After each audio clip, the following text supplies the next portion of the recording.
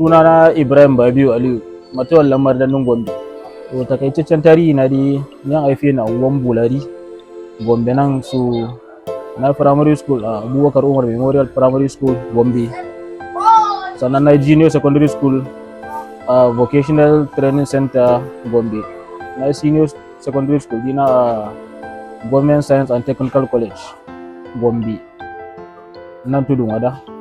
So sannan kuma na je ni Federal College of Education Gombe.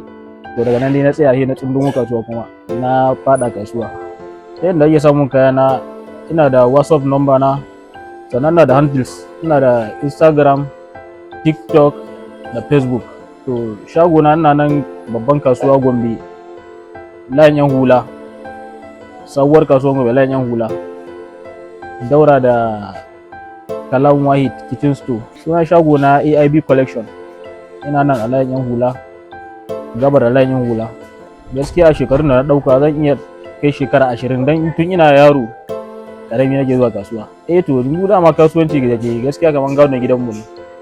Mun tashi mun ga ana yi, sannan kuma mahaifina ya kawo ni kasuwan tun ina yaro karami har muka a hankali har ni ma na samu na koya na sassan abubuwa da yawa. A yaye na kai da ana karshen yana ne, to daga baya yaye ni a karshen na da yara biyu, yana da aure, na da yara uku. To nasarorin da na samu alhamdulillah a cikin wannan kasuwa da nake na aure, na gina gida, na sayi mashin nawa na kai da nawa. To kalubale gaskiya da zan ce na samu a kasuwa shine bai wuce harkan tafiye-tafiye ba, dan walhalu haka, dan gaskiya har accident ma na taba yi fuskanta da kuma rashin jari, amma dai alhamdulillah yanzu ana dan tafafatawa. To cancan farashi gaskiya issue ne da ke na dala, yawanci kayan mu kayan dala ne, yana iya hawa yana iya sauka. Za ka iya su kayan wani lokaci ya zama na ka riga da kasu kuma ya ƙara kuɗi. Shawarin da zan ba wa gaskiya matasa masu zaman kashe wando shine kowa ya dage nemi sana'a abu ne mai kyau. In kana sana'a za ka rufa kanka asiri, za ka rufa iyayenka asiri, za ka taimaki yan uwanka. Yanzu ni kun ga yadda nake ciki nan gaskiya alhamdulillah, duk wasu yan bukatu na ƙananun bukatu alhamdulillah ina biya wa kaina. Babu wani yanzu za ka yi abu ka tambayi wani ko ka roƙi wani ko ka dinga bin yan siyasa, wannan duk ba abu ne mai kyau ba. Shawara na zan bayar kenan.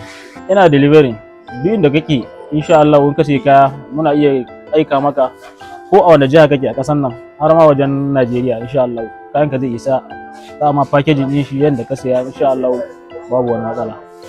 To alhamdulillah gaskiya na yi gwagwarmaya sosai, sannan kuma da jajircewan iyayena da kuma jajircewa na.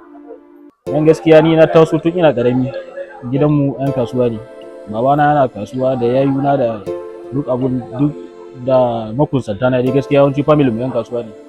So tun ina karamin yaro ma mahaifiyata tana dora mun tallan dan kunne, gida na zagayawa ina abun nan, har dai abun ya shiga raina ni ma gaskiya.